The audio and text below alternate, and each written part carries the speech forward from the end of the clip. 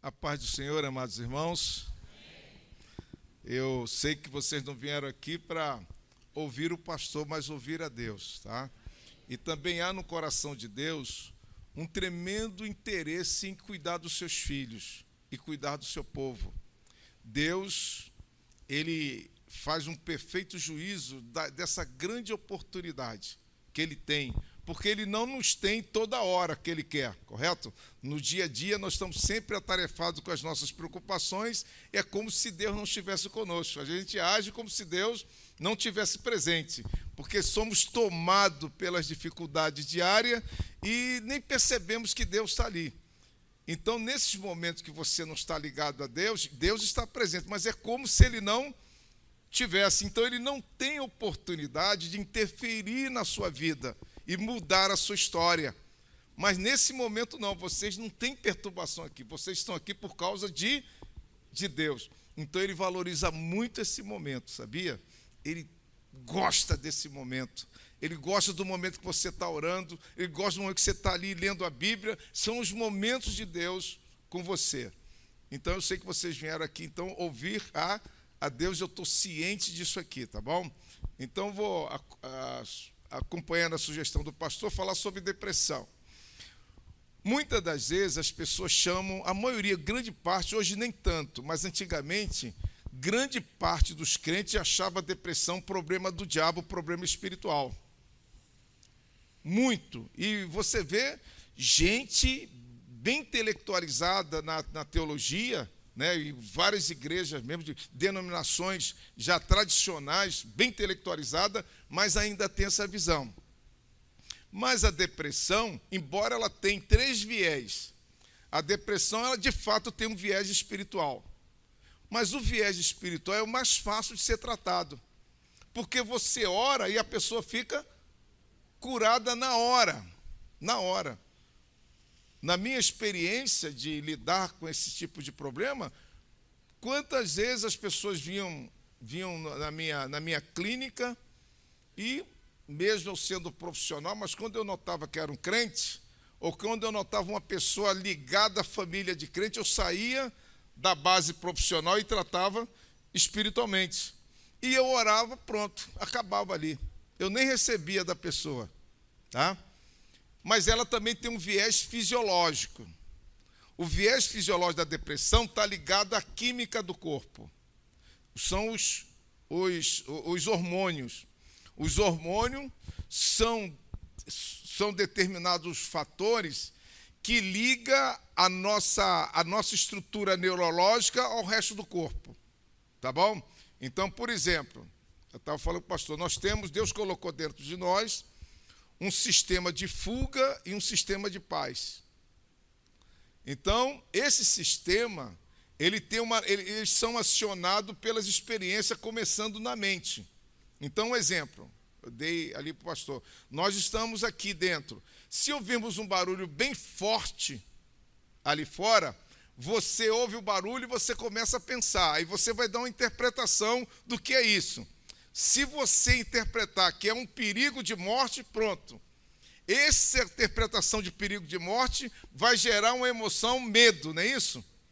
Quando gerar o medo, esse medo vai funcionar um gatilho para acionar o seu sistema endócrino. Aí o que ele vai fazer? Lançar adrenalina na sua corrente sanguínea. Quando a adrenalina bate na corrente sanguínea, isso é para preparar você para fugir. Então o que a adrenalina vai fazer? Ela vai captar toda a energia do seu corpo para o sistema muscular, para o sistema cardiovascular, tá? E vai toda a energia para isso. Se toda a energia vai para essa área, então o que vai parar? O sistema digestivo, ele reduz. O sistema imunológico também vai reduzir. Nessa hora, o corpo não vai usar o sistema imunológico. E o metabolismo também para e outras funções vão parar. Aí você foge. Quando você percebe que não tem mais perigo, né, você entendeu, o fato de entender que não tem mais perigo desmonta o sistema. Aí deixa de produzir adrenalina, produz um outro hormônio que vai fazer você descansar. Aí, quando você descansa, o sistema imunológico volta a funcionar, o sistema digestivo volta a funcionar e o metabolismo, tudo volta como era antes. Mas uma pessoa ansiosa, ela nunca volta ao normal.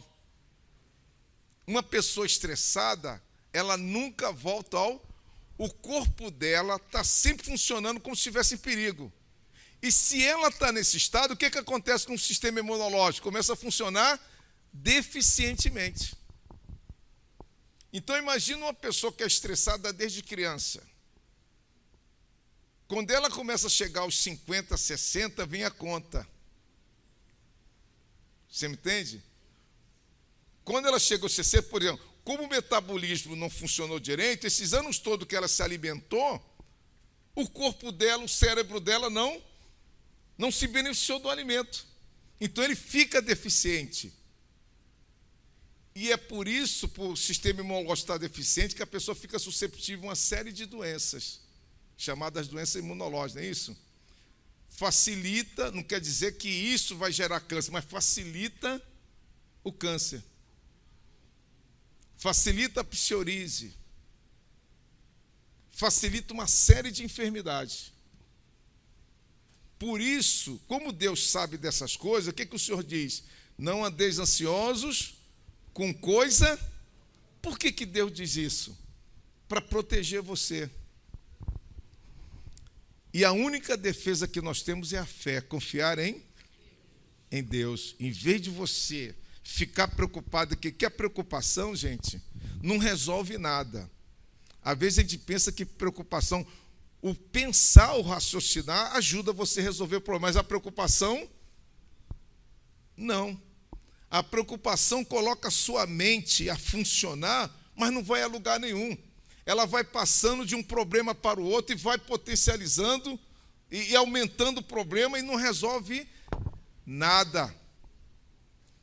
Por isso que Deus não quer que você entre nesse processo. E o Espírito Santo diz lá em 1 Pedro, né? Lançai sobre ele toda a vossa...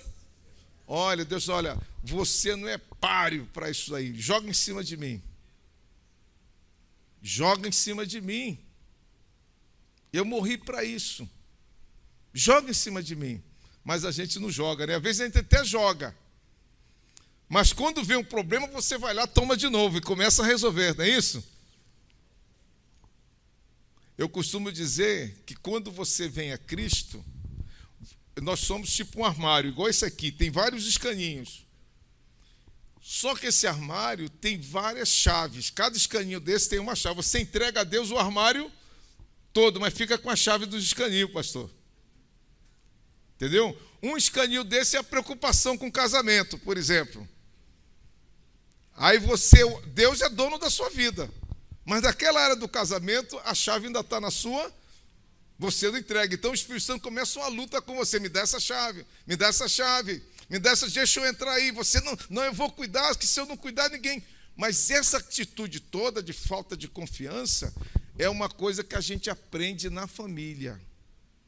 A gente aprende a não confiar em Deus na família, que a gente não aprende nas nossas relações com nossos pais.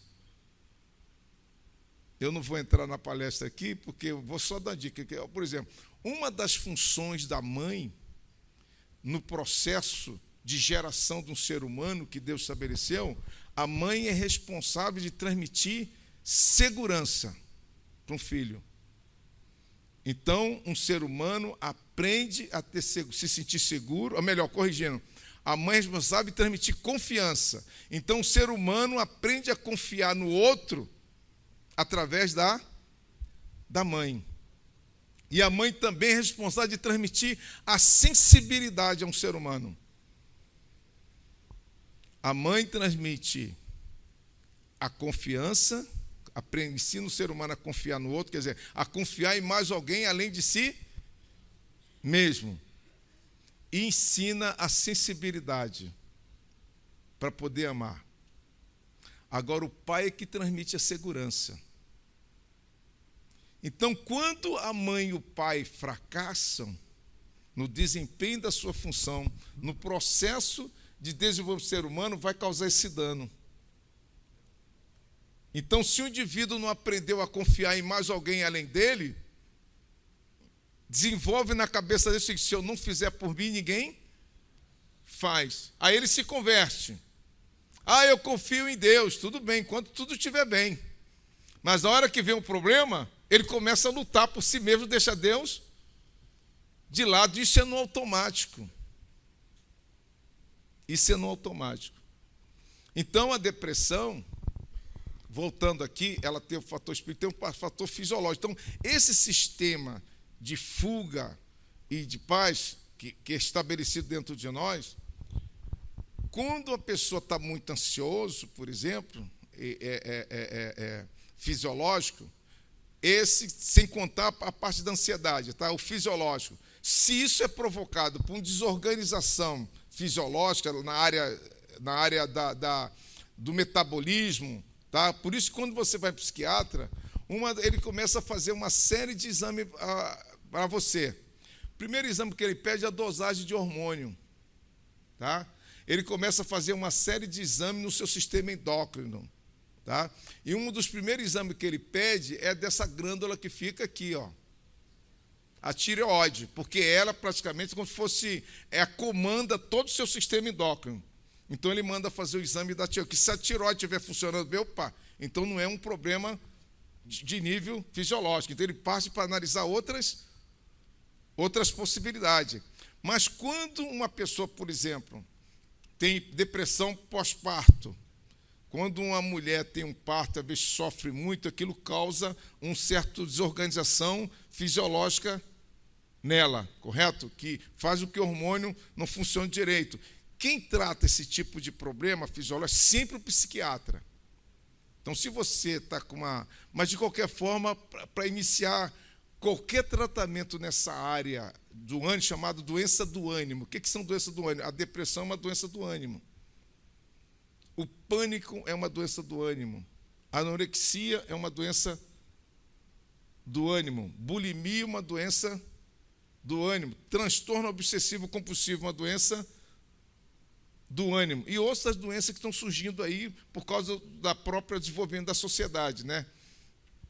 Tudo que trata dessa doença do ânimo é sempre o psiquiatra. Agora, se eu tenho uma mudança de comportamento por qualquer coisa no cérebro, uma veia entupida, uma batida que você tem, quando a coisa é no cérebro, quem trata é o neurologista. Você não vai no psiquiatra, você vai no neurologista. Às vezes, esses profissionais, eles se metem na área um do outro. Às vezes, você vai num psiquiatra, ele sabe que o problema não é dele. Ele deve encaminhar para mas ele quer ganhar um dinheirinho e fica ali tratando você, mas não vai resolver. E às vezes acontece também com o neurologista. Ele sabe que deve encaminhar para o psiquiatra, mas ele não manda. Tá? Mas existe médicos honestos. Agora, quando você altera o... Agora, veja só. Isso tem aqui a espiritual, é fácil de tratar, e essa fisiológica também é fácil de tratar, porque o remédio trata. Mas tem um viés da depressão que é psíquico-emocional. Esse que é provocado pela ansiedade e pelo estresse. Esse psíquico-emocional, ele afeta tanto o fisiológico como abre porta para o espiritual. Ele não afeta direto, mas ele abre porta para o espiritual. Então, quando você começa a ficar... E tem gente que, desde criança, já tem uma educação voltada para ser ansioso e estressado. É a educação. Por que tem tanta depressão hoje? É a própria educação. Existe um elemento cultural que está treinando o ser humano para isso, pastor. Por que não existe tanta depressão ali no Oriente Médio, né? Aquele pessoal que vive numa guerra tremenda ali. Por que não ouve falar muito de depressão? Tem depressão, mas não é tanto. Porque aquele povo é preparado para lidar com aquela vida, com aquela situação. E por estar preparado, não existe essa falência emocional e psíquica. Mas nas nações ocidentais, nós não estamos preparados para lidar com a realidade da vida. Então você começa a educar o seu filho como se ele estivesse dentro de uma bolha, né? Primeiro, quando nasce uma criança, olha só os conceitos de Deus. Para Deus, a família é o marido e a esposa. Isso que é a família. Uma criança, ela estende a família. Ela não é ela é um agregado. Ela veio para estender a família. A família, que é o marido e a esposa, é um presente de Deus para esse novo ser. E ele tem que entender isso. Estou sendo abençoado por Deus, por um pai e uma mãe. E ele tem que entender que trabalhar em família exige uma relação de cooperação e cuidado mútuo. E a criança precisa aprender isso desde cedo. Mas o que os pais ensinam à criança, não é isso? Transfere o núcleo da família para o filho. Ele que é o reizinho lá. E o pai e a mãe estão lá para servi-lo. Isso funciona dentro de casa, mas quando ele vai lá para fora, ninguém vai servi-lo. E ele não tem estrutura para lidar com essas questões. Aí fica doente emocionalmente.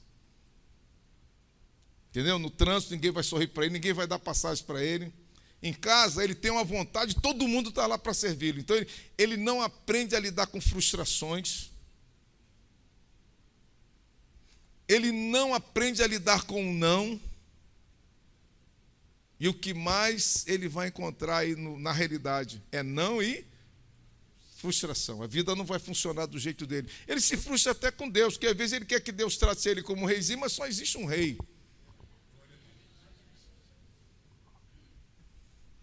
Então ele começa a ser frustrado até com Deus e fica doente. Então esse viés psicoemocional, ele causa o problema fisiológico, que, como eu falei a vocês, então esse estresse, essas perturbações vai afetar o sistema imunológico, começa a funcionar da maneira. Então os hormônios que vai manter o seu corpo funcionando adequadamente, porque olha só, de manhã você acorda, a sua mente tem vontade de acordar, mas o seu corpo precisa cooperar. E se o hormônio não estiver lá no corpo, sua mente quer levantar, mas o corpo não tem ânimo. Precisa. Então o estresse, ele ataca essa região, você acorda, quer levantar e não. E se você não entende isso, você começa a se sentir culpado, não é isso? Você começa a se sentir um vagabundo, como se você fosse responsável por aquilo ali. E quando você se sente culpado, você gera um outro problema, chama-se retroreação. Você se sente culpado, aí quando vem um sentimento de culpa, essa emoção da culpa já produz um outro efeito fisiológico em você, que aumenta os sintomas. Aí você começa a pensar cada vez pior e vai aumentando uma coisa, um abismo vai levando a outro, e daqui a pouco você está prisioneiro dos seus pensamentos e sentimento. Então isso não é nem uma questão de fé. Às vezes a pessoa, o crente, pensa que ele perdeu a fé. Não é uma questão de fé, gente. É que funciona assim mesmo. Então, se você é uma pessoa extremamente ansiosa, é uma pessoa que se preocupa com coisas desnecessárias, você então está caminhando para ter um problema de depressão e outras doenças do ânimo no futuro. E a única saída é você ouvir a palavra de Deus e fazer o que o Espírito Santo manda. Lança sobre ele. Aprenda a lançar sobre ele.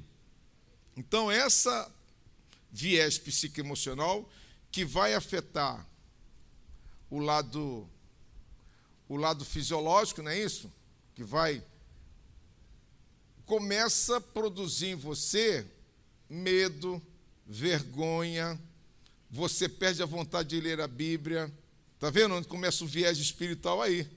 Você vai perdendo interesse de ler a Bíblia, você começa a não ter interesse de vir para a igreja, não tem interesse de orar, aí começa o problema espiritual.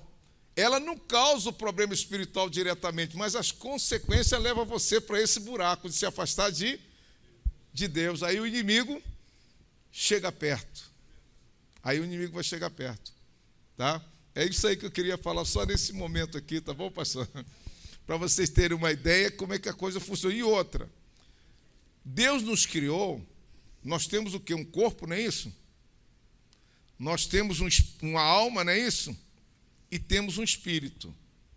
Então, nós estamos sujeitos a 3 conjuntos de leis.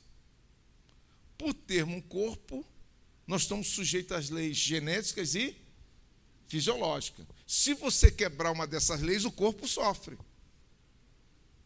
Por isso você tem que cuidar do corpo. Por ter uma alma, nós estamos sujeitos às leis psíquicas e emocionais. Se você quebrar essas leis, sua alma vai sofrer. E por sermos um espírito, estamos sujeitos às leis espirituais. Se você quebrar essa lei, você também sofre nesse sentido. Você entende? Então, é uma doença, a depressão, o síndrome de pânico, é uma doença como se fosse uma doença no corpo. Só que em vez de ser no corpo, é na alma. E precisa de cuidado. E o Deus que cura o corpo, cura a alma e restaura o espírito. Mas só que a gente não sabe usar. E como a gente não tem entendimento, às vezes você tem fé para curar o corpo, mas não tem fé para curar a alma. E com tudo que Deus faz na nossa vida é pela fé, não é isso? Sem fé não acontece nada. Você tem fé. Você tem fé para a salvação. Você tem fé para receber uma cura no corpo. Mas por não entender esse viés de alma, acaba não tendo fé para Jesus curar a sua alma. Amém? Então vamos dar continuidade aqui à palestra, correto? Pode projetar aí, irmão?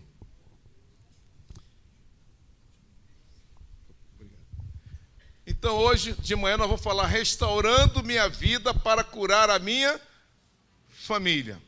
Os irmãos sabem que nós fomos criados para viver em família. Por que fomos criados para viver em família? Que o nosso Deus vive em família. Ele não é um ermitão, ele é o Todo-Poderoso, mas não é um ermitão. Então, quando Deus nos criou, porque Ele quer uma família. Ele quer que a gente faça parte da família dele. Tá? E uma família, no nosso caso, ela é muito importante a gente viver em família. Porque, como fomos criados para viver em família, não viver nessa relação familiar, não interação com outro ser humano, isso nos adoece. Porque como nós fomos criados à imagem de Deus, e ser a imagem de Deus, em primeiro lugar, é ser espírito, como Deus é espírito. E ser a imagem de Deus é ter liberdade moral. A teologia define Deus como um ser espiritual, moralmente livre. Então, isso que se chama livre-arbítrio, que eu estou dizendo aqui que é uma liberdade moral, nós só temos porque fomos criados à imagem de Deus. Por que os animais não têm livre-arbítrio? Porque não foi criado à imagem de Deus. E qual a importância do livre-arbítrio? Não é para pecar, é para você poder funcionar igual a... Se você não tiver liberdade, você não vai funcionar igual a Deus. Então você não será a imagem de Deus. Você precisa dessa liberdade. Primeiro, você é livre porque é a imagem de Deus. Segundo, você é livre para poder amar igual a Deus. Porque ninguém pode amar por um decreto. O amor é uma escolha. E sem liberdade você não pode escolher amar. Quando Deus diz, ama teu inimigo, naturalmente ninguém amaria o inimigo. Você só pode amar porque você é livre e porque é igual a Deus. Então, para exercitar esse amor, a gente precisa do outro. Às vezes, a gente precisa de um outro humano, de uma outra pessoa igual a nós. Por isso que Deus nos fez a imagem dele, porque ele precisa de alguém igual a ele, para ele poder também viver essa experiência de amor e ser amado. Porque um boi não tem condições de amar a Deus. E devido às consequências do pecado, que vai nos afastando não só de Deus, mas um do outro. Então nós vamos nos tornando incompetentes para amar. Amar um outro ser humano. Aí o que você faz? Começa a amar um cachorro. começa a amar uma árvore. Gente, por mais que o seu cachorro seja seu amigo, mas ele nunca vai te enriquecer em amor. Nunca. Um cachorro, ele pode ser seu grande amigo, mas você precisa de um amor muito mais do que o amor de um cachorro. E com isso, com essa substituição, a humanidade está empobrecendo na sua espiritualidade e na sua capacidade de amar. Que quando se fala no amor ágape, é diferente do amor paixão, que é esse amor egoísta que o homem passou a amar a partir da queda. Quando o homem morreu, quando o homem pecou, ele morreu espiritualmente, correto? Então ele perdeu o poder de amar esse amor, por escolha. E passou a amar o amor a partir do corpo, da natureza fisiológica, biológica. Esse amor a partir do corpo é o amor paixão, é o amor egoísta, que você só ama quem te agrada. É um amor que precisa de gratificação para poder amar. Então, a maioria de nós nem sabemos a dimensão do amor de Deus, porque você fica amando através do corpo. Então, você vê os poetas, os apaixonados, jurando amor, tudo mentira. É verdade, porque a paixão existe, mas é um amor fraco. É um amor que não vai subsistir. Entendeu? Porque existe enquanto você está recebendo a gratificação. A pessoa que é alvo do seu amor está te agradando. Mas como a gente se casa com pecadores, não é isso? Todo mundo se casa com pecador. Cedo ou tarde o pecador vai te desagradar.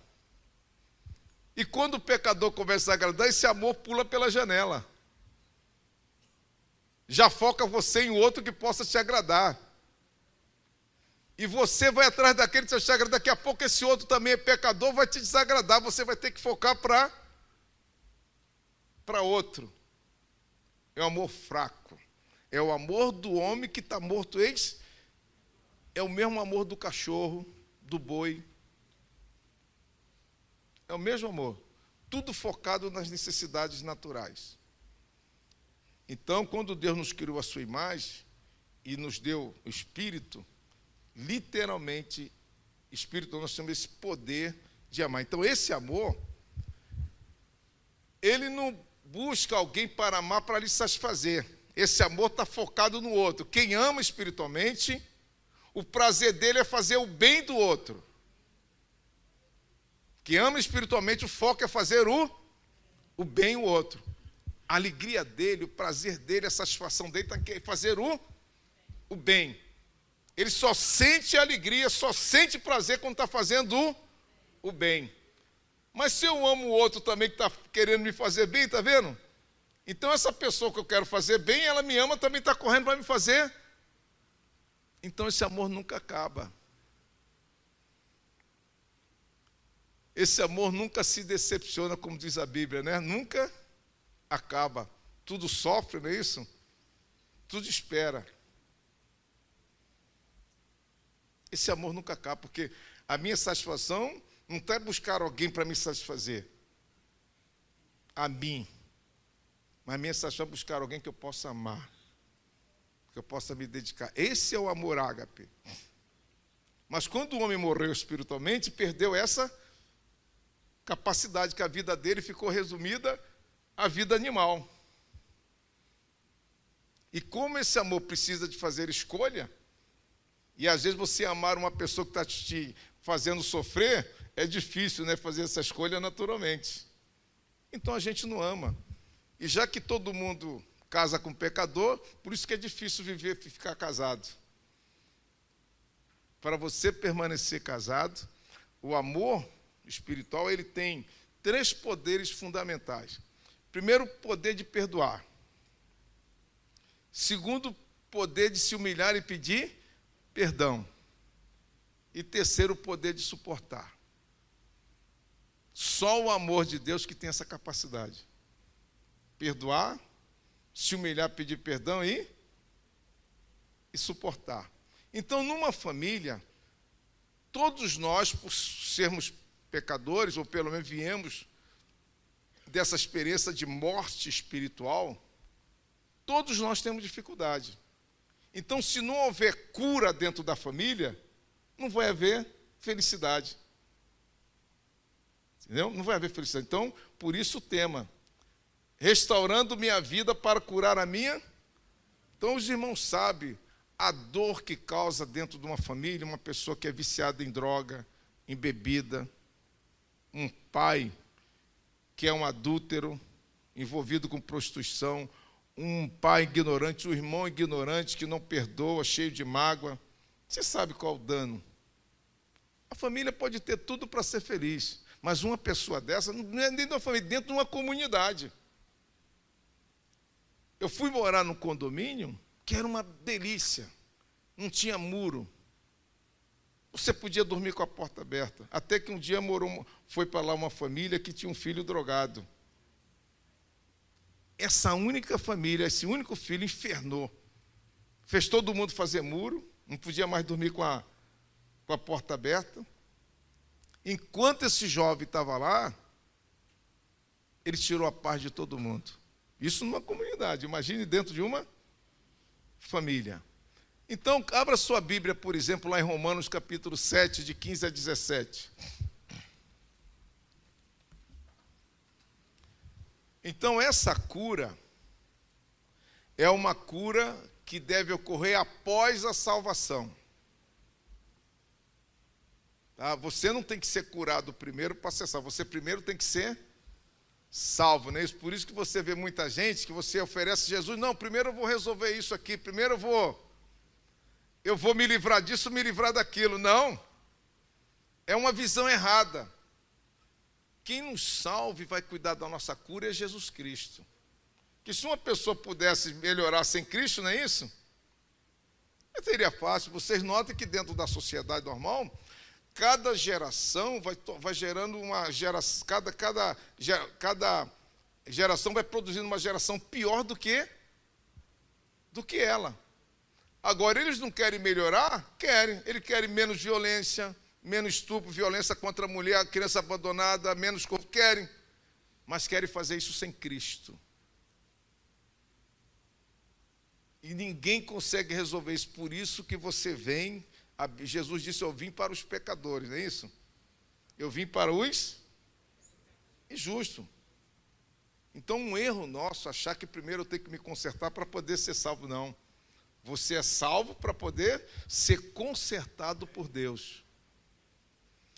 E esse texto está falando, é o Espírito Santo falando pelo apóstolo Paulo, para pessoas que estão salvas. Isso aí não é para ímpio, não. É para quem é salvo. Então, veja lá. Então, olha só o que o Espírito está dizendo assim, olha. Deus está dizendo, olha, todos vocês que estão salvos, vocês vão ter um problema. Vocês vão perceber que o bem que vocês desejam, vocês não vão conseguir fazer. E o mal que vocês não desejam, vocês não vão conseguir evitá-lo. É Deus dizendo para você que é salvo. Isso é o diagnóstico de Deus para a natureza de quem nasceu de novo. Olha, vocês vão ver esse drama. Aí ele começa a explicar no 17. De maneira que agora, no 16... E se faço o que não quero, consinto com a lei que é boa. Olha só, quando eu estava... Eu vou ter que explicar isso aqui. Deus, Ele criou o universo e todas as coisas, correto? E Ele não criou as coisas para ver o que ia dar. Ele já criou e definiu o que cada coisa deve ser. Então Ele criou o boi, o mosquito, tudo. Isso aqui vai ser boi. E como o boi tem que funcionar, Ele determinou. E Ele também nos criou e determinou que nós, o homem tem que ser homem. E também definiu como o homem deve ser homem. Como o homem deve ser marido. Como o homem tem que ser pai. Também definiu, criou a mulher, como a mulher tem que ser mulher. Como a mulher tem que ser esposa e tem que ser mãe. tem que ser cidadã. Ele já definiu. Não deixou para a gente escolher o que a gente quer ser. Assim como esse microfone já foi feito para ser microfone. Não é para ele escolher o que eu quero ser. Já é. O cara que bolou ele já fez ele para isso. E Deus então criou tudo e criou um sistema. Quando eu digo sistema, envolve todos os sistemas de leis. Leis físicas, leis emocionais, leis psíquicas e leis para que isso que ele criou permanecesse exatamente do jeito que ele queria. Então, se o mundo funcionasse tudo do jeito do sistema dele, que está contido na palavra dele, esse sistema de Deus deixou de fora a morte, nunca ia haver morte. Não ia haver doença, não ia haver depressão, não ia haver abuso de criança, nada disso foi incluído no sistema de Deus. Então o homem vivia dessa forma. Por isso que quando o sistema de Deus funcionava, não existia o mal. Quando é que o mal começou a surgir? Quando surgiu uma ideia diferente de Deus. O mal é tudo aquilo que funciona diferente de Deus. Então houve um momento no universo que não existia mal, porque tudo funcionava do jeito. Esse que Lúcifer, que hoje é o diabo, ele funcionava do jeito de Deus, ele pensava do jeito de Deus. Os anjos pensavam do jeito de Deus. Quando é que o mal surgiu? Quando Lúcifer teve uma ideia diferente e colocou aquilo em ação. Aí surgiu o mal. O mal, então, é qualquer coisa que esteja diferente de... É o mal. Então, o mundo funcionava desse jeito. Aí veio Satanás. Quando Lúcifer virou Satanás, começou a pensar diferente, então ele começou a agir diferente. E quando ele começou a agir, ele começou a produzir o mal. Ele se tornou mal e passou a produzir o mal. Aí ele chegou para o homem que funcionava dentro do sistema de Deus e falou: olha, se você viver do modo diferente, você vai ser mais feliz. Experimenta viver diferente, você vai ver. Você vai se dar bem, cara. Você vai ser mais livre. Se viver do modo diferente. E Adão acabou convencido disso, não é? Quando Adão acreditou nessa possibilidade de ser mais feliz, diferente do sistema de Deus, ele criou um outro sistema, que foi o sistema do diabo. O sistema de Deus foi criado para produzir seres humanos à imagem e semelhança de... O sistema do diabo é para produzir seres humanos à imagem e semelhança do diabo. Se o caráter do diabo é matar, roubar e destruir, todos que são criados no sistema do diabo também vai matar, roubar e... Por isso que a humanidade não melhora, está vendo? Como a humanidade é orientada no sistema do diabo, não importa quanta ciência tenha nesse mundo, quanta cultura. Toda essa ciência, toda essa cultura vai viver a serviço do propósito do diabo, matar, roubar e destruir. Por isso que cada geração vai produzindo uma geração pior. Não que a ciência em si seja má, mas ela está a serviço do sistema do diabo. Então ela vai produzir o que o diabo quer: matar, roubar e destruir. Então veja só, o homem vivia dentro desse sistema aqui, tá? Vivia bem. Então quando o homem, e nesse sistema, nós não usávamos o corpo para poder interpretar as coisas. Eu podia pegar um objeto, vamos supor que eu pegasse isso aqui, e isso me produzisse um certo prazer, certo? Dizer que isso aqui é gostoso de pegar, está de acordo, porque eu estou usando o sentido, correto? Então, se isso aqui produz dor ou prazer, eu estou usando os sentido. É justo dizer isso é dolorido, isso é chato. É justo, porque eu estou usando o sentido. Mas eu não posso usar os sentidos para fazer juízo de valor sobre isso. Para dizer se isso é o bem ou o mal, eu não posso usar os sentidos. Então o homem não usava o corpo para nada, para fazer juízo de valor.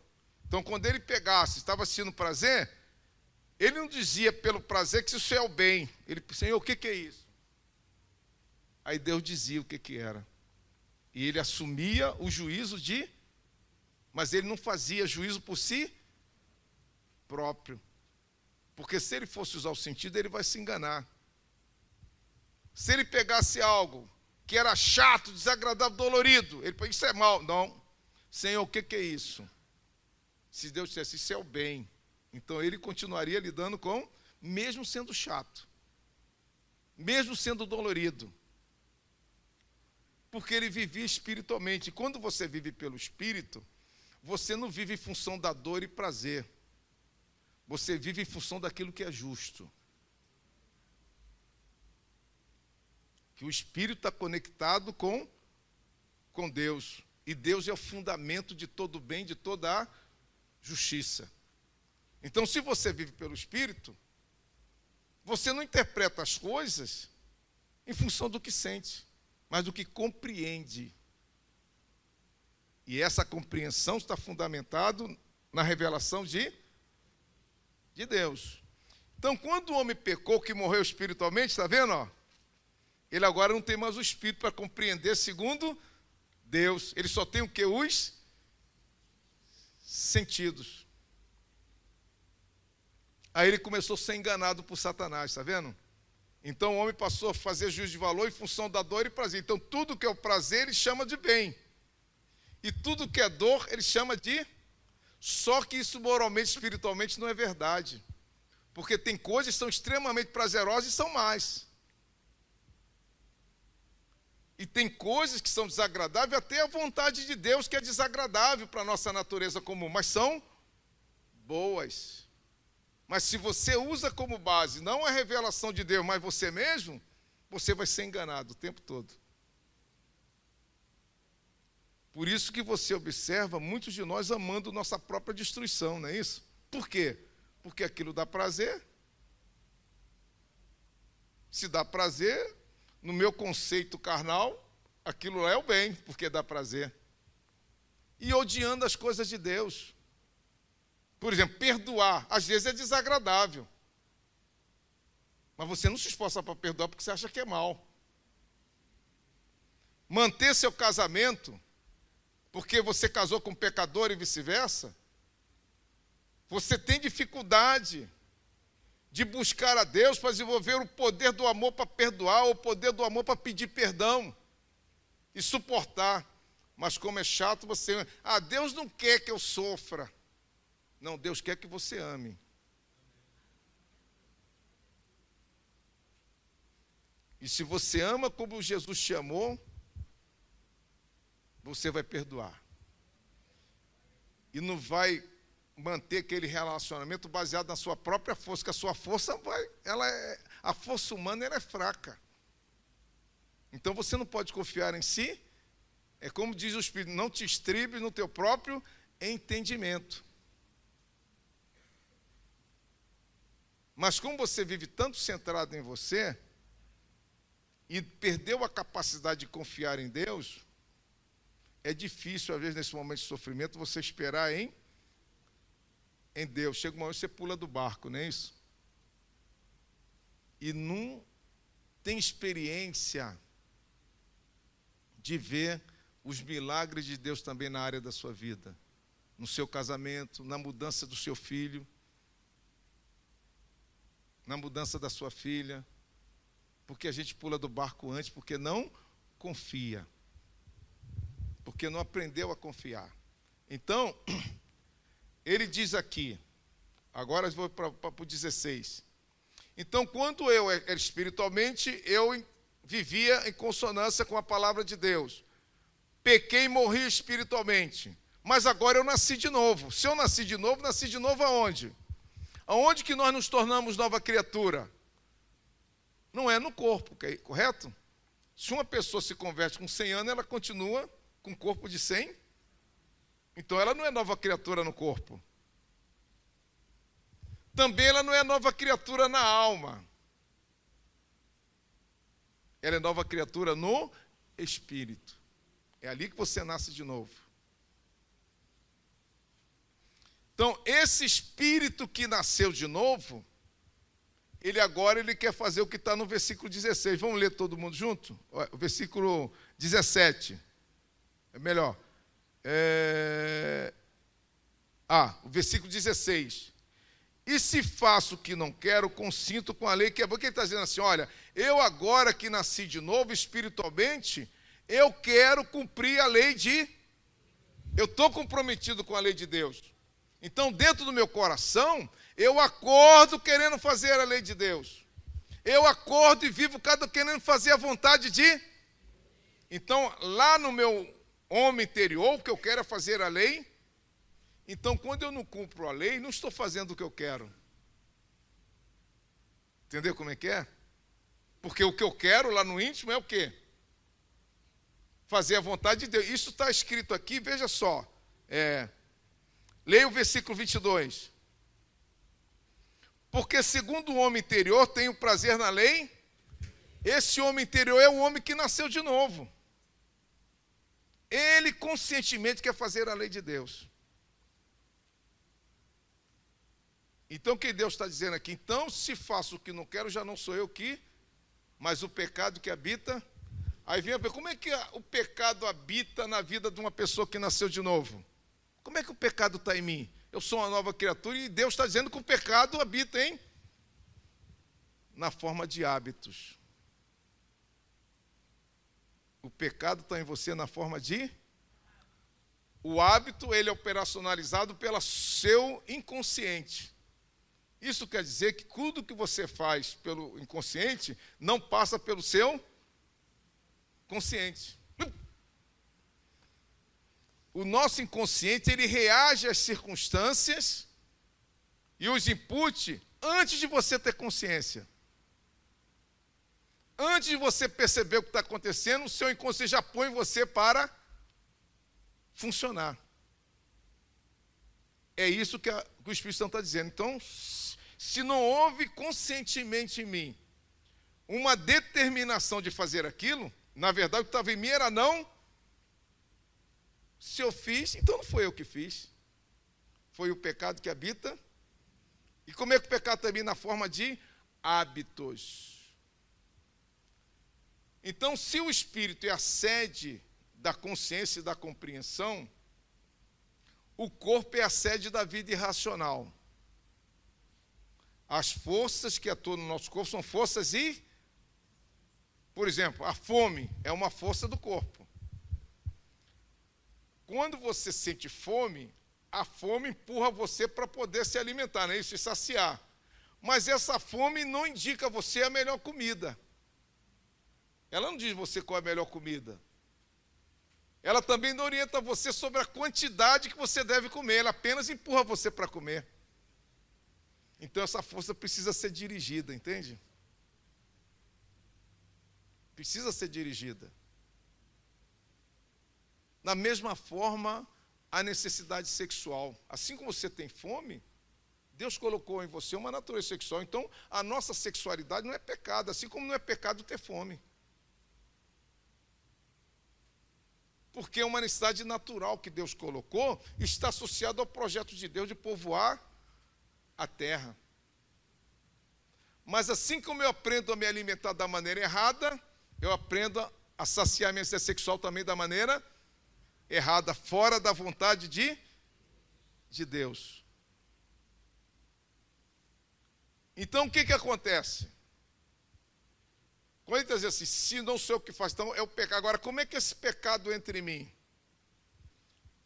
Deus criou os animais, estabeleceu a identidade e o destino deles e colocou isso dentro dos animais, na forma de instinto. Então, o instinto funciona no animal como se fosse um programa de computador. Você tem seu computador, ele faz uma série de operações, mas ele não sabe que é um computador, mas faz aquilo. Ele não sabe o que está fazendo, mas faz o que está. Assim também um cachorro, ele late, mas não sabe que está latindo. Ele não sabe o que é um cachorro. Ele come, mas não sabe, porque ele não tem espírito, então ele não pode ter consciência. Mas o instinto faz ele funcionar daquele jeito. Quando você vê seu cachorro abanando o rabo para você, dá a entender que ele tem consciência que você é a dona. Ele não tem consciência que você é a dona dele. Tudo aquilo ali é uma inteligência automática, instintual. Tudo é automático, é programado. Assim também, quando a cadela pare, ninguém precisa ensinar ela a cuidar dos seus filhotes, não é isso? É tudo. E também não precisa ensinar o filhote a procurar a teta da mãe, não é isso? Tudo isso é instinto. Foi Deus que fez assim. Foi Deus que operacionalizou, colocou esse sistema dentro deles. Tá bom? De modo que você nunca vai ver uma cadela pariu, ficar preocupada que educação vai dar ao seu filhote. E como eu quero que meu cachorrinho seja um bom cachorro. Ele não vai ter essa preocupação.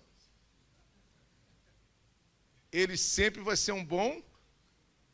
Ele só vai ser um mau cachorro quando ele se mete com o homem. Quando o homem se mete na vida do animal, torna o animal um mau animal. Porque quanto mais selvagem for o animal, mais Deus está dirigindo a vida dele. E todos aqueles recursos que Deus colocou dentro dele, para ele viver bem e sobreviver, está lá dentro dele. Mas quando o homem pega esse animal, traz para perto dele, quebra esses recursos. E o animal se fragiliza e se torna um mau animal. Isso acontece com elefante, acontece com leão, acontece com qualquer animal. E o pior, o animal começa a sofrer as coisas que o homem sofre. Hoje você vê, por exemplo, cachorro obeso, não é isso?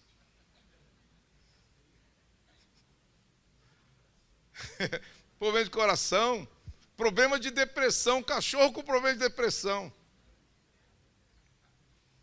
Está vendo o que o homem faz? Além de se estragar, estraga ainda a criação. Coitado do cachorro que vive com o homem, não é isso?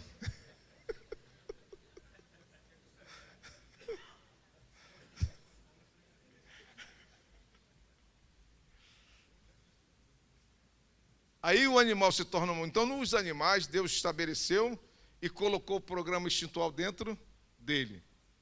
Tá? É um programa genético, fisiológico.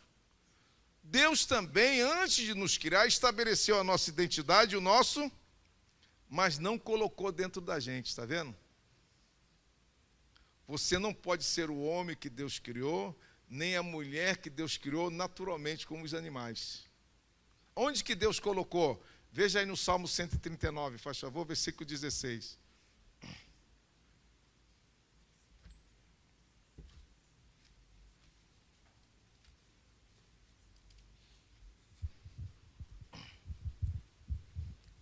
Salmo 139, versículo 16.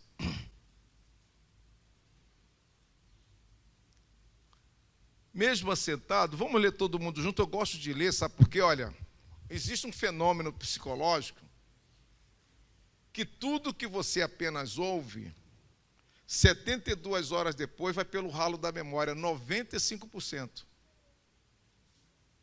95% de uma mensagem que você apenas ouve aqui, daqui a 3 dias você esqueceu 95%. Por isso que é importante você vir para a igreja com lápis e caneta. Se a palavra de Deus é importante, demonstre que ela é importante. Valorize. Traga um caderninho e anote, porque aquilo que Deus está falando para você é para você praticar.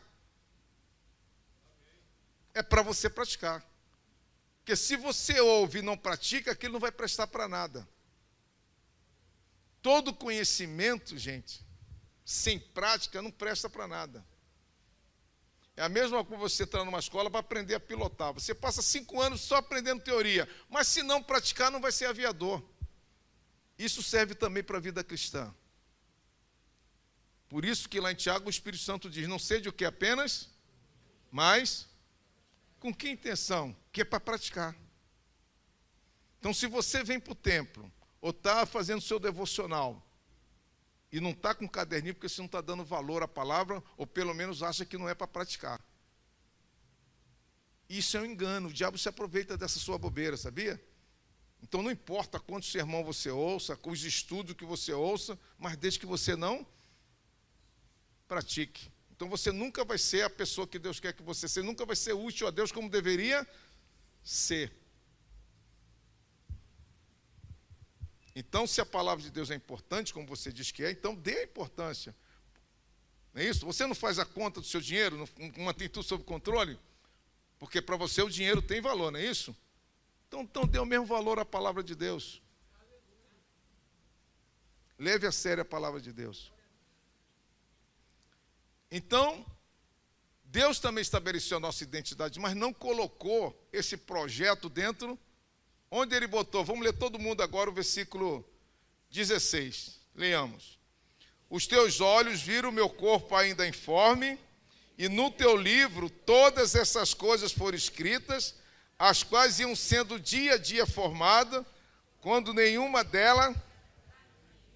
Então, meu projeto está aqui, ó. Ele escreveu no livro. Não botou dentro de você como instinto. Está no livro. Então, quando a Bíblia diz, ensina o menino no caminho que deve andar, Deus está, ensine o menino de acordo com a minha palavra. Então, se você não usa a Bíblia para formar seu filho, formar a moral dele, a ética dele, não usa a Bíblia para dizer a ele como é que ele deve ser homem, como é que ele deve ser pai, como é que ele deve ser esposo, está fora. Porque o sistema do diabo, ele não torna você homem a imagem de Deus, para você ser igual a Deus, correto? Para ser igual a ele. Quanto mais você viver dependendo do corpo, mais você vai obedecer o diabo. Quanto mais a sua vida é dirigida pelo que você gosta, pelo seu próprio pensamento, pelo que te dá mais prazer, mais o diabo está controlando você. E você não vai conseguir obedecer a Deus, sabe por quê? Que muitas vezes a vontade de Deus leva você a contrariar você. É isso que Jesus diz, aquele que não renunciar a si, e lá não treina você a renunciar a si mesmo. Treina você a satisfazer você mesmo. Aqui vai treinar você a satisfazer sempre o que você quer, o que você pensa, o que você gosta. Aqui não. Vai treinar você a fazer sempre a vontade de renunciar a você. E isso precisa de treinamento. Então, Deus, olha só, diz aqui, os teus olhos me viram, tem versão em substância ainda informe, e no teu livro foram escritos todos os meus dias. Olha só, antes de você nascer, Deus já sabia que eu seria homem antes da fundação do mundo. Cada um de nós já éramos uma realidade na mente de Deus. Deus sabia que o irmão seria homem, aonde o irmão ia nascer, sabia os DNA do seu pai, escolheu o seu pai porque ele planejou o seu DNA. Assim cada uma das irmãs, cada um de nós. Então, quando a gente nasce, nós não nascemos porque nossos pais quiseram que nós nascêssemos. Nós nascemos porque Deus planejou que eu nascesse. Ah, pastor, mas minha mãe não queria. Não depende de sua mãe querer ou não querer. Foi Deus que quis. Minha mãe não queria. Não, mas eu queria. Deus, eu queria. Se quando você nasceu, seus pais não se agradaram, mas eu estava lá me agradando, sorrindo para você. Deus estava sorrindo e feliz da vida, esfregando as mãos quando todos nós nascemos. Não importa se você nasceu de pai que não queria, de uma concupiscência, de um adultério. Se você nasceu, é porque Deus queria que você nascesse. Então, nós devemos construir a nossa autoestima não a partir do que o mundo fez, que o diabo fez, mas a partir do pensamento de Deus. Antes, ele planejou cada um dos irmãos. Todos nós nascemos amados. Embora o diabo tentou estragar, não é isso? A entrega. mas ele não pode estragar o propósito de Deus na sua vida. Tem muita gente que, quando constrói sua autoestima, em relação do que aconteceu, que minha mãe não quis me abortar, tudo bem. Você não nasceu pela vontade da sua mãe. Você nasceu porque Deus te amou e quis que você nascesse. Só que essa verdade a gente não sabe. O que é dito para nós, só que nossa mãe não queria que eu... Mas a verdade que vem de Deus não é dito para você. Então você fica só com a mentira, porque não conhece a... Então você fica com essa baixa autoestima, que você tem a vida toda, porque não conhece a verdade. E a verdade que te liberta, como não é dita, você fica preso e manipulado por Satanás a vida toda, com sentimento de baixa estima e rejeição. E aquilo que Jesus diz, conhecereis a verdade vos libertará, nunca vai libertar você. Porque a verdade não é dita. Então, antes de você nascer, Deus já escreveu uma história para você. Agora, como Ele não colocou essa história dentro de nós, está vendo? Você precisa viver dentro do sistema dele. É quando você vive de acordo com a palavra dele, que essa história vai sendo colocada dentro de você. Ouvindo e praticando. Aí essa história vai sendo escrita no seu coração e na sua alma, vai praticando. Aí você vai tomando o jeitão de Deus. O projeto de Deus vai tomando forma e dirigindo sua vida. Então o espírito é a sede do entendimento da consciência. O corpo, a sede da vida irracional, e a alma. A alma é a sede da vida aprendida. Então a alma é como se fosse um grande HD. Tá? E essa alma, ela começa a ser formatada desde a segunda semana de gestação. Que já no final da primeira e início da segunda semana é formado o que a gente chama cordão neural, que é essa base aqui, ó, onde vai, que chama aí, o nordeste chama de espinha, né? Quando isso começa a ser formado, já possibilita um fenômeno neurológico chamado sinapse. Sinapse é um fenômeno neurológico de gravação da experiência, seja emocional, seja lá o que for, já é gravado ali. Então, a partir da segunda semana, as experiências começam, você nem sabe que existe, mas as experiências começam a ser gravadas. Então, você olha o mal que acontece quando nós, seres humanos, não construímos família e não constituímos as condições necessárias para um ser humano vir ao mundo de acordo com a vontade de Deus. Olha a causa. Imagina que já pela segunda semana, um ser humano já começa a gravar a experiência. Depois que uma mulher engravida, ela só vai perceber a gravidez depois de quase um mês, né? Que ela vai perceber que está grávida, não é isso? Quando ela percebe aquela criança que ela não queria, qual é o sentimento que ela tem? Essa rejeição é gravada lá na alma dessa criança. A criança recebe logo aquele choque. Não quero você, você não deveria estar aqui. Mas ela nem sabe, mas é gravado. E durante a gravidez, se ela não for abortada, ela vai passar 9 meses sendo rejeitada. E aquele sentimento, então, é incrustado lá. Ela nasceu, quando ela nasce, ela não fica com a mãe, vai ser criada com a avó, ou com o tio, ou vai ser doada. E aquele sentimento está lá. Ela nem sabe que é rejeitada, mas o sentimento... Então, quando ela nasce, e minha mãe, por que minha mãe não está comigo? Por que eu não tenho vó? Aí a experiência começa a reforçar aquele sentimento. Realmente eu não deveria estar aqui. Realmente eu sou um problema para os seres humanos. Eu vim atrapalhar os outros. E o diabo se aproveita disso e vai ajudando isso sendo gravado. Vai sendo gravado. Porque a gente nasce no sistema do diabo, correto? Nós nascemos nesse mundo, não é isso? A Bíblia não diz que o mundo jaz no maligno? Está se referindo a um sistema que rege a vida humana, gente. Você nasce no sistema do diabo. Nós aprendemos a sermos homens no sistema do diabo, aprendemos a nos casar no sistema do diabo. Aprendemos a ser mulher, nossa vida sexual orientada segundo o sistema do diabo. Mesmo que você seja cristão, mas veja, da vida cristã, quanto que você vive de acordo com a vida cristã? Quantos de nós temos nossa vida sexual de acordo com a Bíblia? Quantos de nós nos relacionamos com a nossa esposa de acordo com a Bíblia?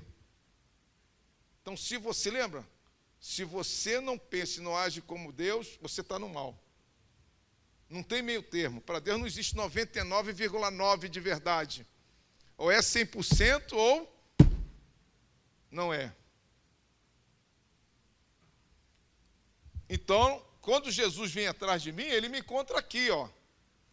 E esse tempo que eu estou aqui, esse sistema do diabo encheu o meu HD na minha alma. Não, o meu HD da minha alma está cheio do sistema do... Minha vida sexual está de acordo com o mundo. Meu conceito, a minha autoestima está de acordo com... Se pela circunstância que eu nasci, o mundo diz que eu sou rejeitado, que eu não deveria nascer, quando eu penso de mim, o que está lá dentro da minha alma? Eu sou um problema, eu não deveria ter nascido, é isso que está aqui. Aí Jesus vem, me pega aqui, me salva daqui. Aí me traz para o sistema dele.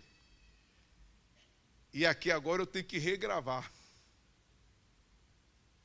Entendeu? Aí eu vou saber que Jesus, Deus, eu nasci porque Deus quis que eu nascesse. E quando diz que quando eu nasci minha mãe rejeitou, tudo bem, não tem por mais, Deus não me rejeitou. Quando eu nasci, ele estava lá esfregando as mãos, feliz da vida porque eu nasci.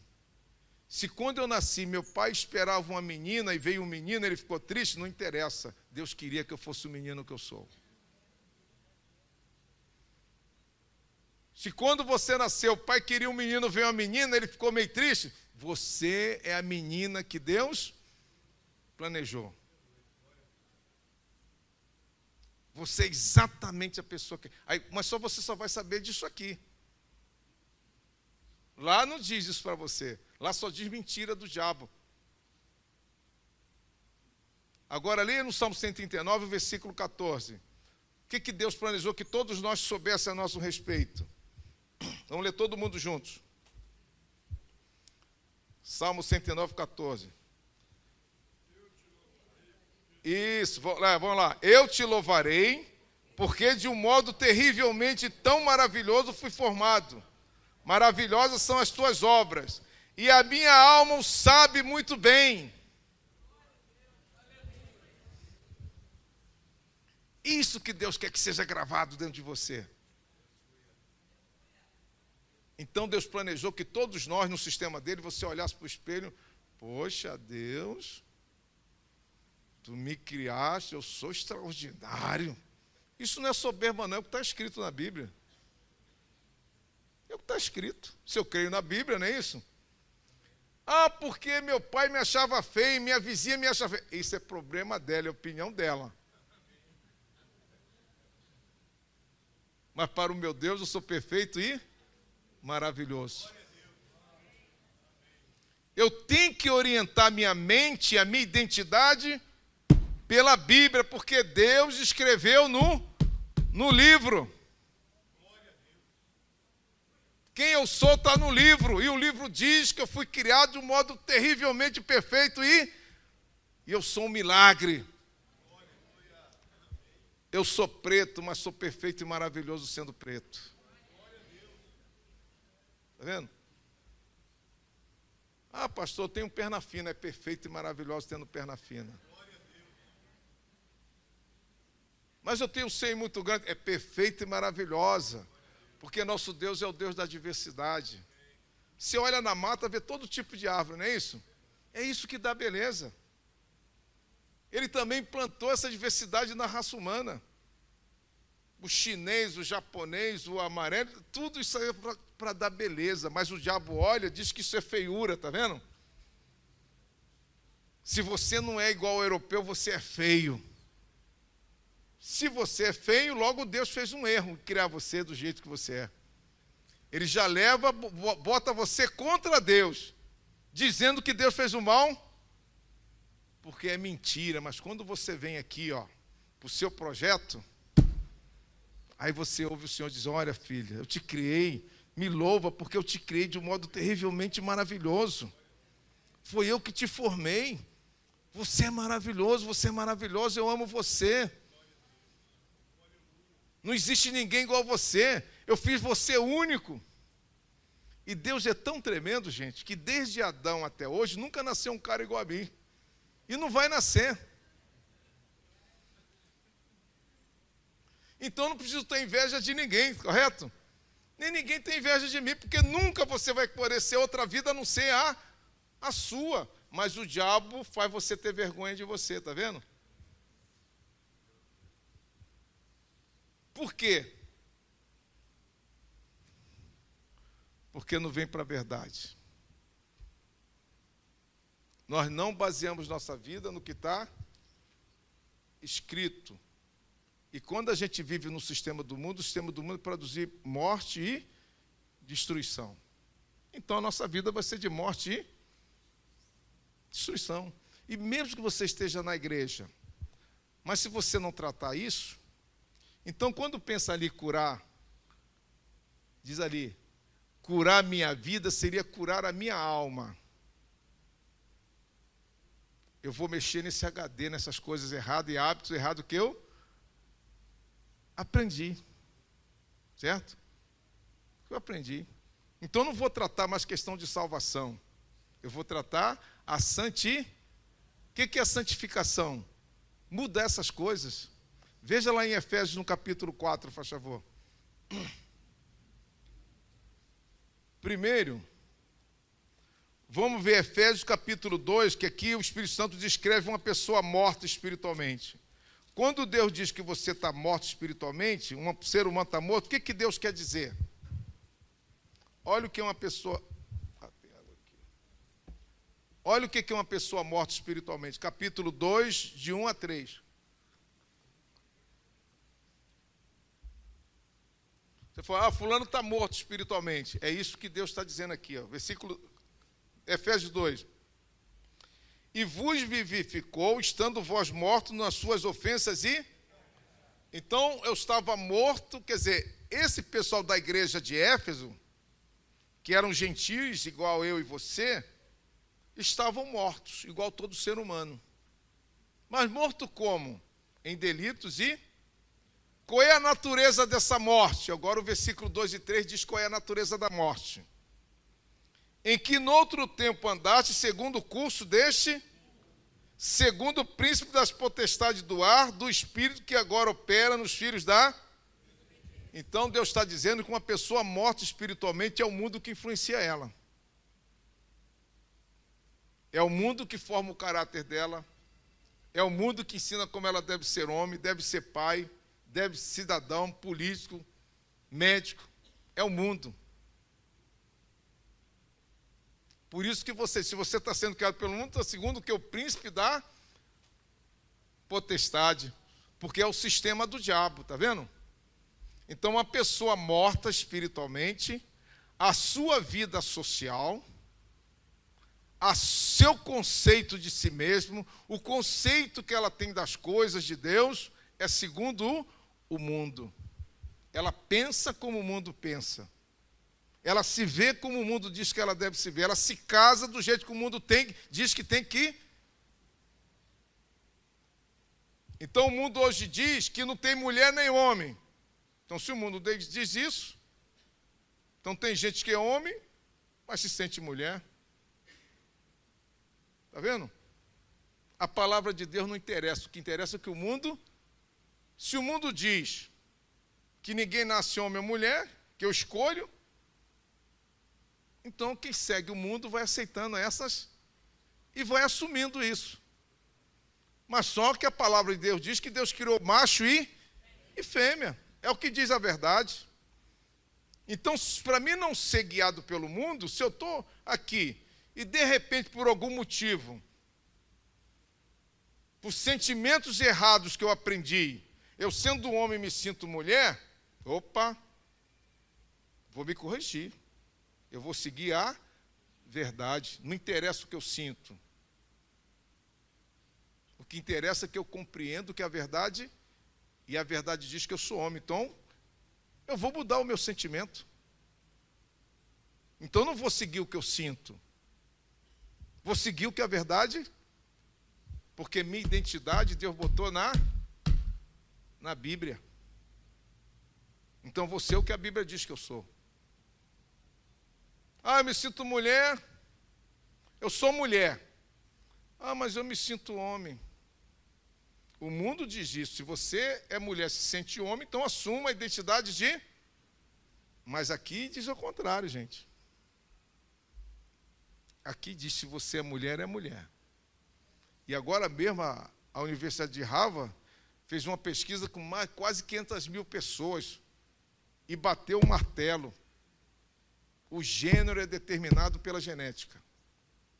Comprovou o que a Bíblia diz. Uma das maiores faculdades do mundo testificou. O gênero é determinado pela genética. Então Deus está certo. Nós não precisamos dessa pesquisa de Harvard, porque a verdade já está aqui. É só crer. Mas ajuda os incrédulos, não é isso? Mas eu não precisava disso. Por mais que o pessoal LGBT apresentasse evidência, tudo mentira. Porque a verdade é a palavra. Certo? Então, olha só. Então, uma pessoa que está morta, Deus não influencia a filosofia dela, o pensamento dela, é o mundo que... Agora, versículo 3. Entre os quais todos nós também antes andávamos, nos desejos, fazendo a vontade da carne e era por natureza filhos da ira. Quer dizer, ou você que está morto espiritualmente, ou é o mundo que diz que você deve fazer, ou você mesmo.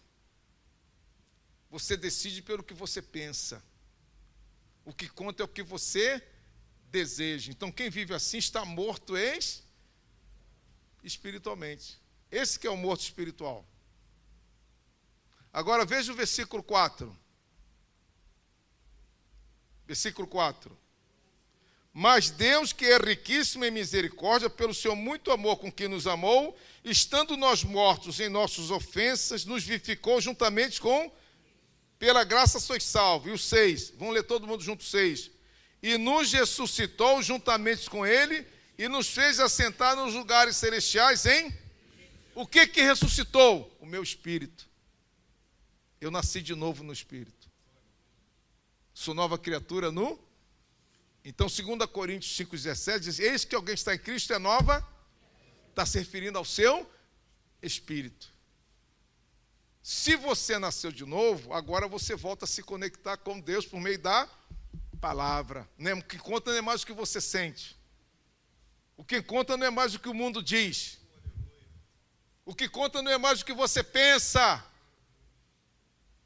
Porque o Espírito de Deus agora testifica com o seu Espírito por meio da palavra. Agora a palavra que vai definir quem você é.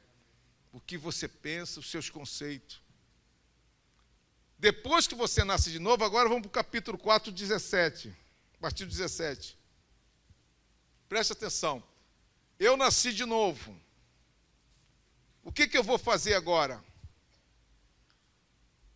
Diz o Espírito Santo, pelo apóstolo Paulo, e digo isto, e testifico no Senhor, para que não mais andeis como andam os outros gentios na vaidade dos seus próprios pensamentos. Se você nasceu de novo, não vai mais seguir seus próprios pensamentos. Por quê? Eu nasci de novo.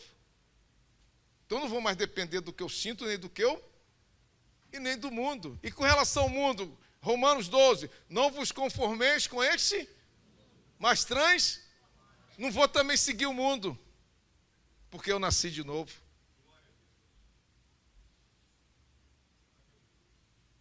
Você me entende? E ele continua.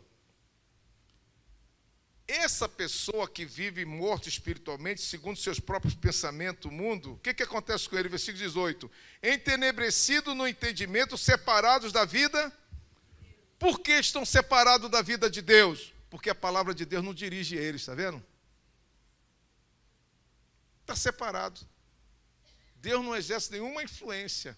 É só o mundo, seu pensamento e seus sentimentos. Está separado da vida de Deus. E por estarem separados, qual vai ser o resultado da vida?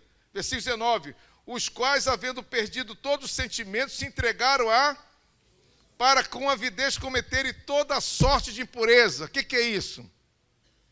Essa gente, quando faz o erro, não faz porque se enganou, não.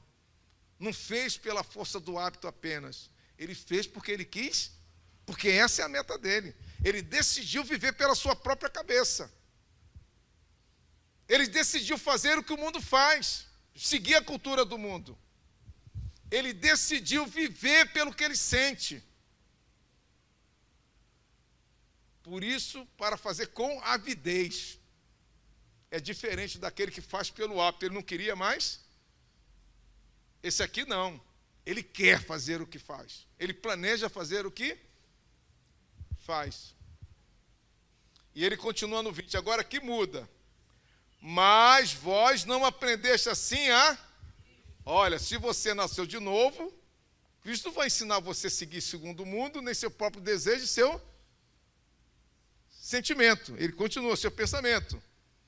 Se é que o tendes ouvido, versículo 21, se é que tendes ouvido e nele fosse ensinado como está a verdade em Jesus. Então, quem nasceu de novo, Jesus vai fazer o quê? O que Deus vai nos instruir? Vamos ler todo mundo 22. Que quanto ao trato passado vos despojeis, que se corrompem. Esse velho homem, isso que está gravado no seu HD da sua alma, está vendo? Esses hábitos, você vai se despir, vai deletar isso daí. Porque isso que está na sua alma é operado pelo seu inconsciente. Fez. Eu não quero fazer, igual Pedro. Senhor, nem que eu morra eu não vou te trair. Ele estava sendo verdadeiro. Ele não estava sendo hipócrita, não. Aquela era a vontade dele. Mas dentro da alma dele tinha um padrão de covardia, está vendo? Na hora H, o que prevaleceu, o que estava gravado lá dentro. Por quê? Foi inconsciente. Na hora H, puf.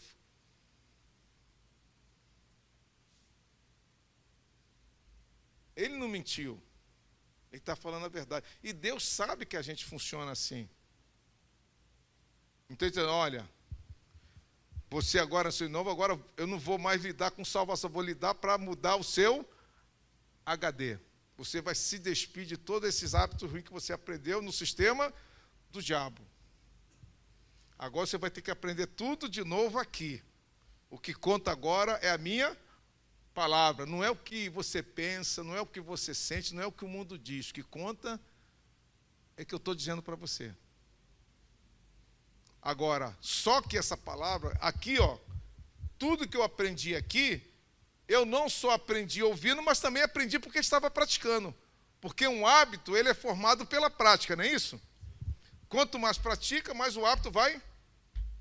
Por exemplo, uma pessoa que nunca fumou maconha, não vai ter desejo de maconha. Por quê? Porque nunca praticou. Ele pode estudar tudo sobre maconha. É mestrado em maconha. Mas nunca fumou, não é maconheiro. Mas um cara que é ignorante não sabe nem o que é um ó. Se fumar, vai se tornar um maconheiro. Por quê? Porque praticou. A mesma coisa a palavra de Deus. Tudo que você aprende, seja um sentimento, por exemplo, a gente não nasce amando nem nossa própria mãe. Porque o amor não é genético no ser humano. Nós temos que aprender a amar. Porque se o amor fosse genético, se eu nascesse da minha mãe biológica, e eu fosse criado por outra pessoa, eu nunca ia esquecer minha mãe, correto? Mas se eu for criado lá, eu vou amar aquela outra pessoa. Não vou amar minha mãe biológica. Então, se você ama, a qualidade do seu amor que você aprendeu. Se você odeia, também você. A gente nasce potencializado para pecar, para odiar e para amar. Nascemos potencializados, mas não nascemos odiando. Se você odeia, você aprendeu a odiar. Por exemplo, os sentimentos que você tem, os medos que você tem, as angústias que você tem, as ansiedades que você tem, você não nasceu com ele. Ninguém nasce com medo de barata. Se você tem medo de barata, você aprendeu. Então, essa emoção está dentro de você, não nasceu com você. Você nasceu potencializado para ter o medo. Mas não nasceu com essa emoção. Da mesma forma, pornografia, adultério. Nós não nascemos potencializados, mas não nascemos. Então, quando Deus nos criou, fez com um HD vazio. Para quê? Para que a gente convivesse com Ele e Ele ia nos ensinando. Se ia convivendo com Ele, Ele ia imprimindo em você. O que aconteceu com o pecado? Quando o homem pecou, o que aconteceu? Ele se afastou de...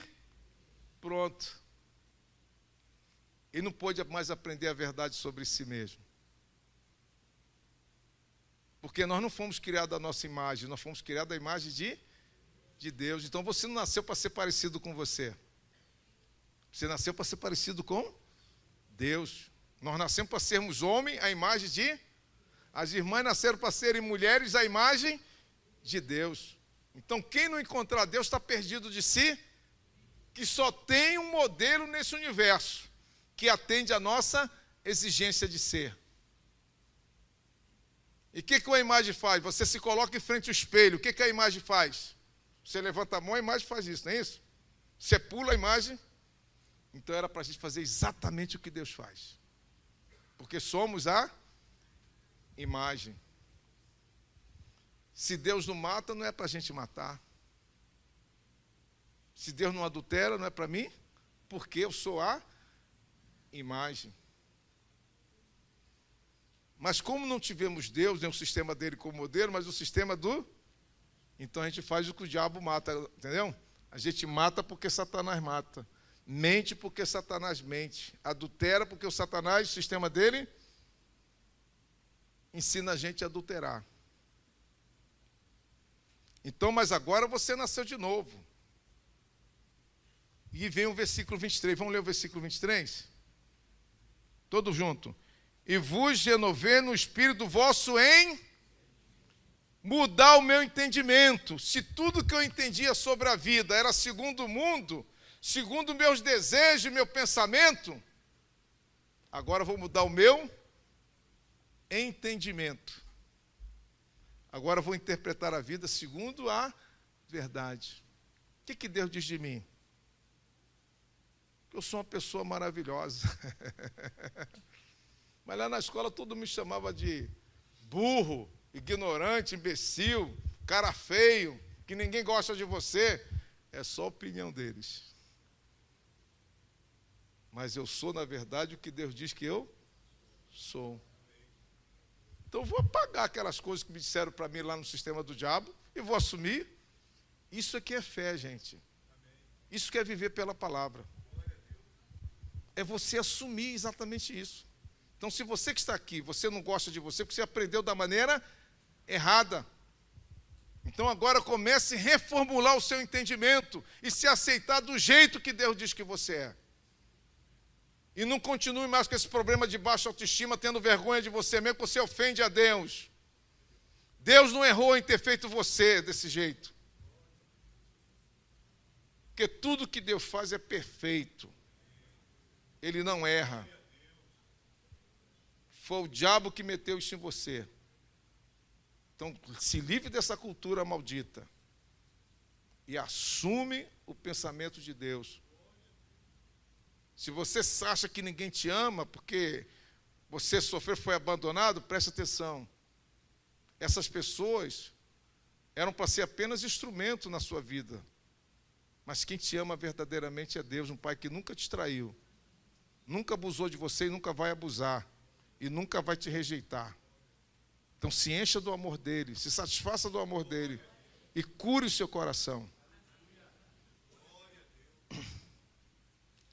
Aí demanda você mudar agora o 24. Vamos ler todo mundo os 24.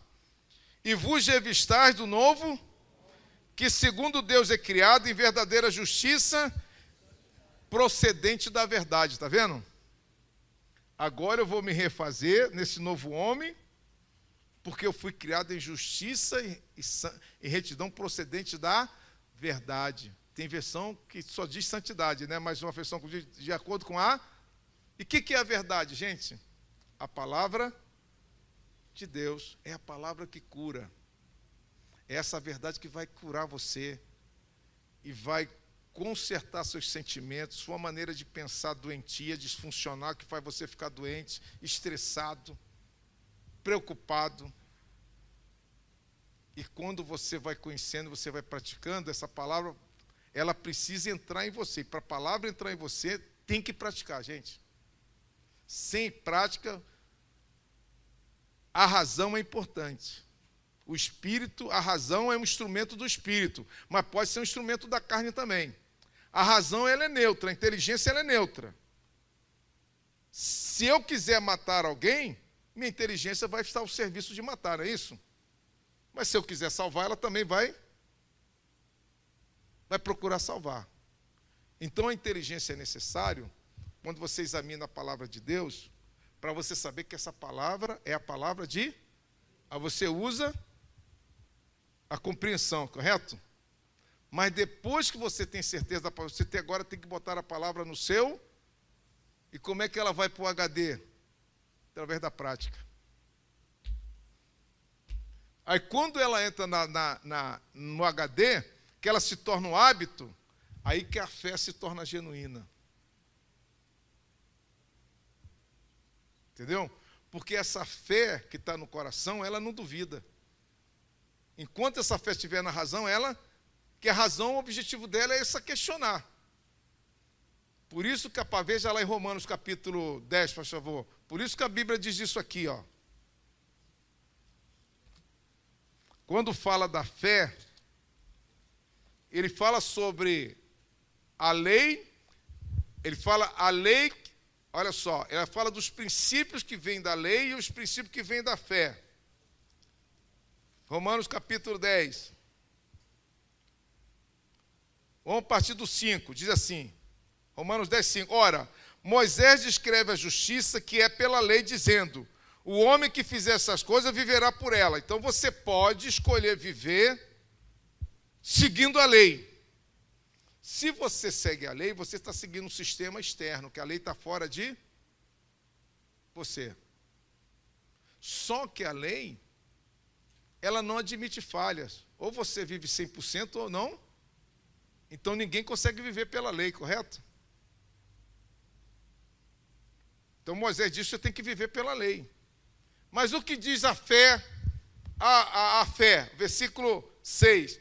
Mas a justiça que é pela fé diz assim, não digas em teu aonde? No teu coração. Quem subirá ao céu, isto é, trazer do alto a...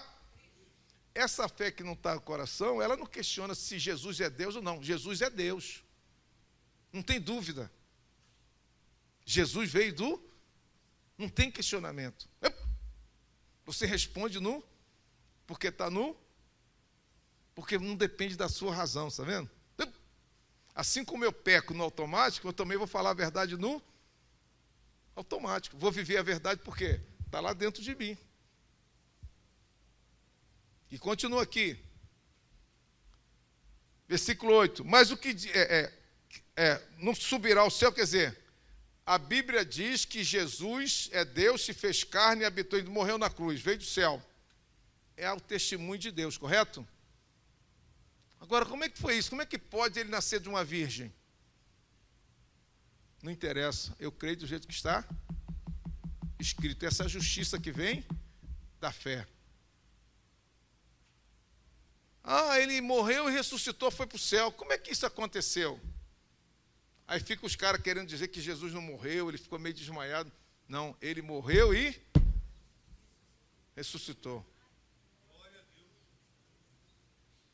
É a fé. A justiça da fé. E essa justiça ainda diz no versículo 9. Versículo 8. Mas o que diz a palavra está junto de ti, na tua boca e no teu. Está na boca e no teu. O que quer dizer isso aí, gente? Eu tenho que falar o que a Bíblia diz.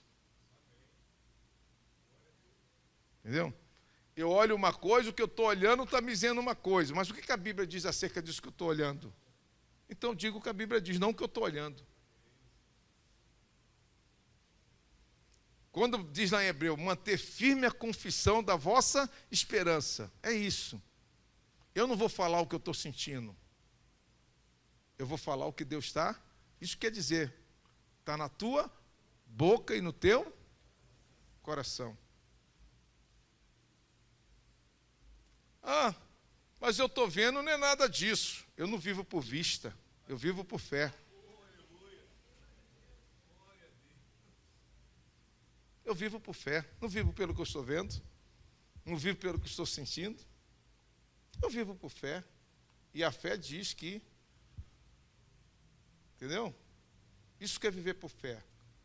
Fundamentar suas ações no que a Bíblia, não só, mas a sua boca. Confessar. E quando você confessa, isso ajuda você a praticar. Quando você vai praticando o que diz, não é isso? Você vai botando aquela palavra no seu. E quando essa fé está lá dentro, gente, vai acontecer o que diz lá em Marcos, né? Em verdade vos digo, se tiver de fé do tamanho de um grão de mostarda, e disserem a esse monte, te desarraiga e vai para o mar. Tudo que disserdes, assim será. Dizer, não duvidando no coração. Então, quando isso entrar aqui, gente, pronto. Os milagres vão acontecer no automático. Porque a palavra de Deus vai se cumprir, porque ela está no seu, é hábito. Ninguém vai poder tomar isso aí de você. Você vai agir pela fé. Vai dizer tudo pela fé. Em nome de Jesus está amarrado. Pronto, o medo não vai dominar você. A vergonha não vai dominar você. É ali. Então, quando se fala de cura, curar a minha alma, é isso que tem que ser feito. Agora, como é que Deus planejou para a gente ser curado? Abra sua Bíblia em Tiago, capítulo 5, versículo 16.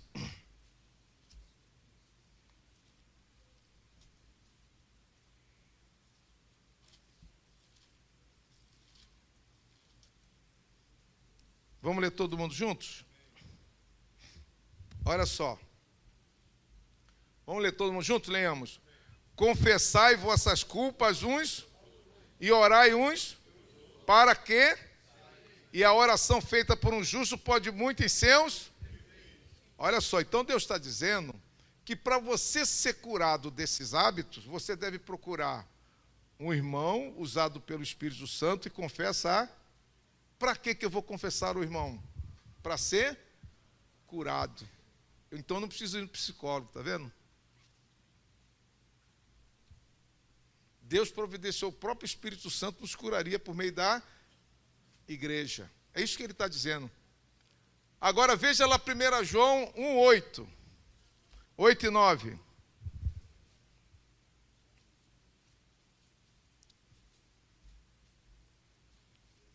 Diz aqui, se dissermos que não temos pecado, enganamo-nos, e a verdade, isso ele está dizendo para crente, viu? Está dizendo, você sendo crente, se você disser que não tem pecado, você está... Por que Deus diz isso? Porque você está cheio de hábito pecaminoso.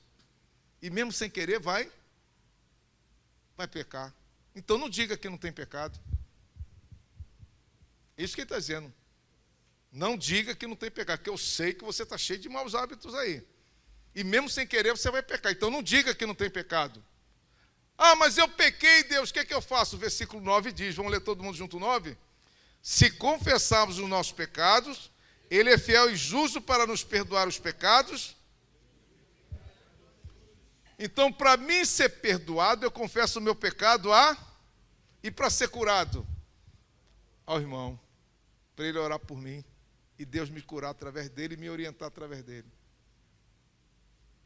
Só que a igreja perdeu essa capacidade, Deus não pode usar a igreja para curar. Aí a gente tem que procurar o psicólogo lá fora. Entendeu? Que se você tiver seu pecado, você confessa para o irmão, ele vai escandalizar e vai expor você. Porque não tem uma ideia real da sua responsabilidade como instrumento na mão de Deus para curar você. Em vez de se colocar na mão do Espírito para ser curado, ele se coloca na mão do diabo para te destruir. Por quê? Porque ainda está vivendo no sistema do diabo, está vendo? Ainda está vivendo no sistema do diabo. Ele é novo, nasceu de novo, mas ainda está com o hábito do sistema do... Então, por isso que você vê na igreja muita gente doente. E que não é só uma questão apenas espiritual. Aí você vai, faz culto de libertação, faz de encontro, fica bem um tempo, que volta tudo, porque o negócio ainda está lá na alma, na forma de hábito. Aí você vai lá, fez o culto de libertação, melhorou, quando daqui você vê fazendo a mesma coisa, e esse demônio é forte demais, não é isso? O meu pecado é forte, que nem o sangue de Jesus é capaz de me... Aí você começa a ter um entendimento errado, uma fé errada, achando que Satanás tem mais poder do que Jesus e ele já está vencido. Satanás não é páreo, gente, para Jesus Cristo, ele já está derrotado. Mas você precisa acreditar que ele está derrotado. Se você não acreditar, ele vai ter vantagem sobre você. Mas quando você tem uma experiência dessa, por não entender que o hábito, para você se livrar do hábito, tem um processo, está vendo? É como está dizendo ali, ó. Não diga que não tem pecado, mas você confessa o que eu paguei na cruz, vou lá e perdoo você, para quê? Para você continuar pecando? Não, para te dar condições de lutar contra o hábito. Que às vezes você não consegue se livrar na primeira, não é isso? Você precisa de uma segunda e de uma terceira, e Deus vai te limpando até você vencer. Mas se você não entende isso, você acha que nasceu de novo, agora não vai ter mais nada. E daí que você percebe, então eu não nasci de novo. Se eu nasci de novo, tem um demônio aqui, um pecado que é muito... Aí você vai, libertação, e nada se livra. Aí o diabo se aproveita dessa falta de... Não tem jeito para você, está vendo? E começa a passar para você que ele é mais poderoso do que Deus, ou que o seu pecado é mais poder que o sangue de Jesus Cristo. E se você pensa assim, você está perdido. Você nunca vai experimentar a vida abundante, recorrente. O que diz a Bíblia? Você foi chamado à liberdade, gente. Mas não é liberdade para pecar. Liberdade para fazer o bem. Porque para fazer o mal, ninguém precisa de liberdade. Porque a gente precisa de liberdade para fazer o bem. É essa a liberdade que nós fomos chamados. E tem gente que investe, né? Pensa que está livre para fazer o mal. Não. Para fazer o mal, ninguém precisa de liberdade, gente. É para fazer o bem. Então, esse processo de cura tem que ser feito dentro da igreja e dentro da família. Mas para isso é necessário instruir e treinar a igreja para isso. Onde cada irmão se coloca nas mãos do Espírito Santo e se coloca disponível. Então, se alguém, eu, por exemplo, como pastor, na minha igreja, eu ouço, às vezes, um irmão, até uma irmã que adulterou. Ela compartilha, mas eu digo, irmão, quando você começa a ser... Antes de adulterar, procure ajuda. Procure ajuda antes de... Irmão, antes de adulterar, procure ajuda. Mas se ele não tem ninguém para pedir ajuda, ele vai tentar se resolver sozinho, é isso? E vai cair, não vai ter ajuda. E se ele correr para o psicólogo aí, ele diz, sou casado, mas estou apaixonado lá pela minha secretária. O que o senhor vai dizer? Rapaz, larga a tua mulher, vai para a tua secretária. Porque ele também não tem solução para isso. Porque no sistema do mundo o que conta é o que você sente, está vendo? É o que você pensa, não o que Deus pensa. Mas se você é cristão, como é que você vai fazer isso? Então você começa a sofrer, daqui a pouco você é destruído, peca, daqui a pouco você acha que perdeu a salvação, acha que Deus virou as costas para você, e nem pedir perdão a Deus você tem coragem de pedir. Porque não compreende as misericórdias do Senhor, que ela nunca acaba. Aí você se torna um soberbo, não vai a ele pedir perdão. E a Bíblia diz que Deus resiste os soberbos, não é isso? Mas dá graça aos... Mas você com vergonha não vai lá pedir a ele. Acho que ele está... Você vai chegar lá e ele vai fazer igual seu pai fazia, quando estava quase virava as costas. Não quero falar com você, não. Não. Você vai embora, Deus fica igual o pai do filho pródigo lá olhando. Para ver se você vem. Ah, o Silva está voltando. Ele começa a pular. O Silva está voltando. Já preparou a festa para me receber. E restaura a minha justiça pelo sangue de Jesus Cristo. E me dá vitória, porque o pecado não vai prevalecer sobre minha vida, correto? Esse é o processo de cura. Mas é algo que tem que ser feito a nível de igreja. Nós precisamos nos preparar, entendeu?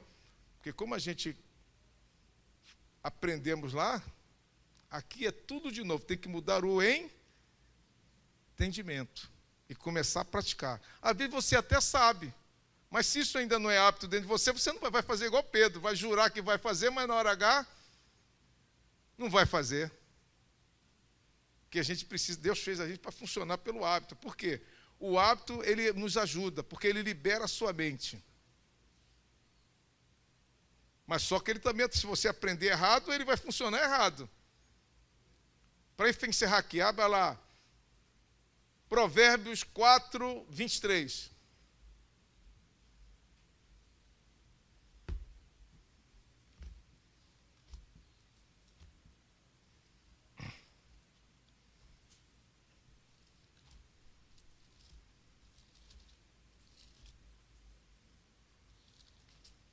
Vamos ler todo mundo junto.